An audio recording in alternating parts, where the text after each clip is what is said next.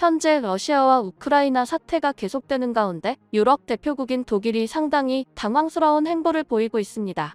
이에 전 세계가 당황했지만 특히 미국과 유럽은 독일의 모습에 어쩔 줄을 몰라 하고 있다고 합니다. 사실 지금 우크라이나 사태는 러시아가 최후의 무기를 사용하지만 않으면 우크라이나와 서방 세력의 승리로 끝날 것이 거의 확실해졌습니다. 그런데 갑작스러운 독일의 모습에 의해 생각지 못한 혼란이 시작됐는데요. 그러자 유럽을 중심으로 한국과 협조를 해야 한다는 주장을 하고 있어 놀라움을 주고 있습니다. 과연 어떻게 된 일인지 자세히 한번 알아보겠습니다. 현재 수출대국 독일의 대표적인 중대 사회기반 시설인 함부르크의 항만에 중국 국영기업의 지분 참여 허용 여부를 놓고 독일과 유럽 내부에서 논란이 일고 있습니다.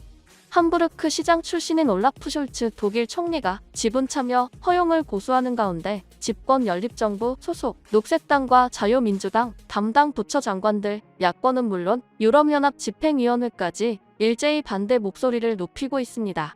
독일 정부는 독일 최대 항구도시 함부르크 항만의 4곳 중 한 곳인 톨러오르트 컨테이너 항만에 대한 중국 국영해운사 중국 원양해운의 35% 지분 참여 계획을 놓고 검토 중인 것으로 전해졌습니다. 이번 코스코의 투자 계획에 대해 외교부와 경제기후보호부, 재무부 등 담당 부처들은 반대 입장을 밝혔습니다. 중국이 독일 내 중대 사회기반 시설에 접근할 수 있도록 허용해서는 안 된다는 이유에서입니다. 이어 독일 정보당국이나 EU 집행위도 반대하고 있습니다. 하지만 전방위적인 반대에도 불구하고 숄츠 총리는 찬성 의견을 고수하고 있다고 독일 방송은 전했습니다. 함부르크 시장을 지낸 숄츠 총리의 입장에는 이웃 네덜란드 로테르담항, 벨기에 앤트워프항과 치열한 각축을 벌이고 있는 함부르크 항만의 최대 무역 상대국인 중국이 지분 참여를 할 경우 경쟁에 유리할 것으로 기대한다는 게 안팎의 해석입니다. 이에 독일 야당인 기독민주당의 옌스 슈판 원내부 대표는 팬데믹과 에너지 위기에서 교훈은 우리가 중국에 예속되지 않아야 한다는 것이라고 말하며 지적했습니다. 그런데 더욱 우려되는 것은 이미 유럽의 주요 항구들의 지분들이 조금씩 중국으로 넘어갔다는 것입니다. 실제 코스코는 로테르담의 한 컨테이너 터미널의 35%, 앤트워프의 20% 지분을 각각 보유하고 있으며 만약 함부르크 항구 지분까지 넘어간다면 중국은 유럽 3개국의 항구 지분을 보유하게 되는 것입니다. 그런데 어떻게 중국은 유럽의 항구들을 차지하게 된 것일까요? 이 같은 중국의 행보는 시 주석의 사면임과 끝나지 않는 집권을 향한 발걸음이라고 관계자들은 말합니다. 앞서 시 주석은 그동안의 관례를 깨고 사면임을 확정지었습니다. 그런데 시 주석은 사면임이 끝이 아니며 이젠 종신 집권을 향하는 시진핑 중국 국가주석이 최고 지도부인 상무위원회와 중앙위원회를 대상으로 대거 세대교체를 단행한 것입니다. 당시 이를 취재하기 위해 있었던 전 세계 외신들은 탄식과 놀라움을 감추지 못했다고 합니다. 사실 중국은 지금까지 시 주석처럼 상무위원회를 자신들의 측근으로 채우는 일이 없었습니다. 힘을 분산하기 위해 측근이 아닌 계파별로 나뉘어 배치했는데요. 시 주석은 이번에 사면임을 결정지으며 해당 관례도 없앤 것입니다. 결국 다양한 계파가 있었어도 시진핑은 사면임에 성공했는데 측근들로만 채워진 상황에서 주석 자리를 내어줄 이유가 없어진 것입니다. 이러한 시 주석의 사면임으로 미중 갈등의 심화와 국제정세의 혼란이 예상되고 있는데요. 실제 미 싱크탱크는 시 주석의 1인 체제가 중국이 더욱 힘을 키우는 계기가 될 것으로 봤습니다. 지금까지는 중국 내부에서라도 브레이크가 있었지만 지금은 그 브레이크가 없어진 것이라며 미중 갈등이 더욱 강화되어 국제사회가 자칫 회복하기 힘든 상황이 될 수 있다는 것입니다.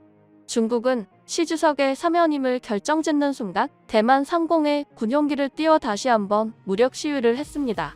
이에 미국 해군 참모 총장이 내년 안에 중국이 대만을 침공할 가능성이 적지 않다고 주장하기도 한 것입니다. 중국 내부에서는 시 주석이 사면임이 성공했기에 그에 걸맞는 업적을 만들기 위해 대만을 상대할 방법을 시 주석에게 제안할 것입니다. 그러한 배경에서 앞서 독일의 함부르크 항구 문제만 보더라도 코로나 사태로 다소 주춤했던 중국의 1대1로 정책이 다시 날개를 달 수도 있습니다.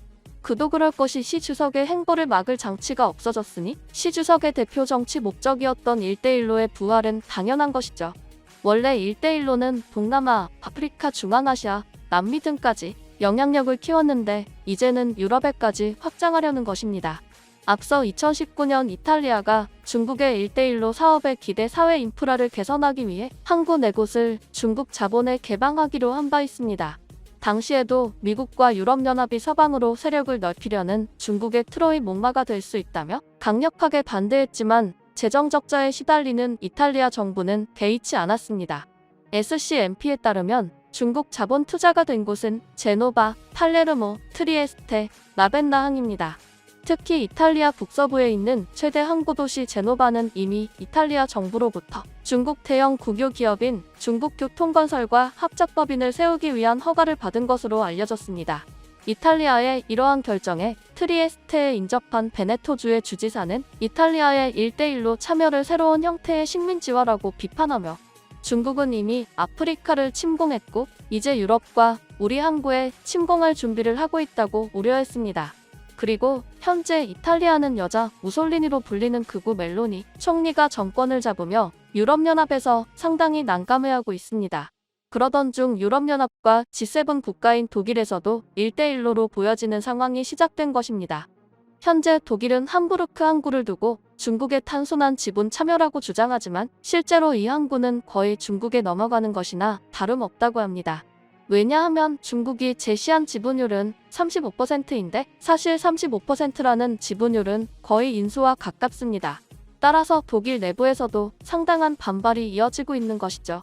가뜩이나 우크라이나 사태로 국제사회는 중러와 같은 나라들과 가까워지면 안 된다는 기류가 흐르고 있는데 독일의 항구에 중국의 자본이 들어온다는 것은 말도 안 된다는 것입니다. 러시아가 독일로 가는 에너지 자원을 하루아침에 불투명하게 만들어 당장 난방 걱정을 하고 있는데 러시아의 최대 우방국인 중국과 협력을 한다는 것이 다소 황당한 것이죠. 한편 유럽에서도 독일의 이러한 모습에 반발하고 있는데요. 유럽은 만약 독일이 중국에 항구를 넘긴다면 중국은 앞으로 항구에서도 군사활동을 비롯해 생각지 못한 일들을 할 수 있다고 말했습니다. 그도 그럴 것이 중국의 1대1로로 디폴트를 선언한 스리랑카의 모습을 보면 알 수 있는데요. 중국은 지금까지 지속적으로 스리랑카의 한반토타 항구를 인도를 견제할 군사기지로 만들기 위해 노력하고 있습니다. 실제 용도가 확인되지 않아 스리랑카가 입항을 거부한 선박들이 수없이 많은 상황이라고 알려졌습니다. 만약 중국이 독일의 함부르크 항구를 소유해 스리랑카에서처럼 군사적으로 영향력을 키운다면 다소 상황이 심각해질 수 있습니다. 그런데 이러한 사실을 독일 숄츠 총리가 모를 리가 없는데 숄츠 총리는 왜 이를 찬성하는 것일까요? 숄츠 총리의 말에도 일리가 있는데 네덜란드와 벨기에 등 주변 유럽국들도 중국에 지분을 줬는데 독일이 안 되는 이유가 무엇이냐는 것입니다. 실제 중국이 지분 참여한 항구들은 함부르크 항구들보다 주목을 받고 있기도 합니다. 하지만 관계자들은 유럽을 대표하는 독일은 앞서 항구를 줬던 나라들과 다르다고 말하며 그 시기도 예민하기에 더욱 안 된다고 강조합니다.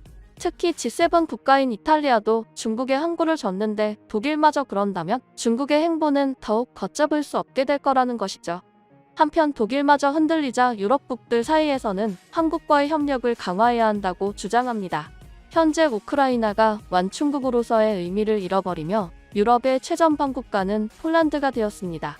그래서 현재 유럽국들은 폴란드에 무기를 공급하고 군사력 증강을 시키길 원합니다. 하지만 우크라이나 사태가 워낙 긴박해 서방국들의 대부분의 무기는 우크라이나를 향해 폴란드를 신경 쓸 겨를이 없습니다. 그 와중에 한국이 폴란드에 방산을 대대적으로 공급하자 유럽이 이를 주목한 것입니다. 결국 독일마저 중국에 항구를 주는 마당에 유럽에서 한국을 주목하는 것은 어찌 보면 당연한 것입니다. 이에 한국과 유럽의 관계 확대가 기대되는 상황입니다.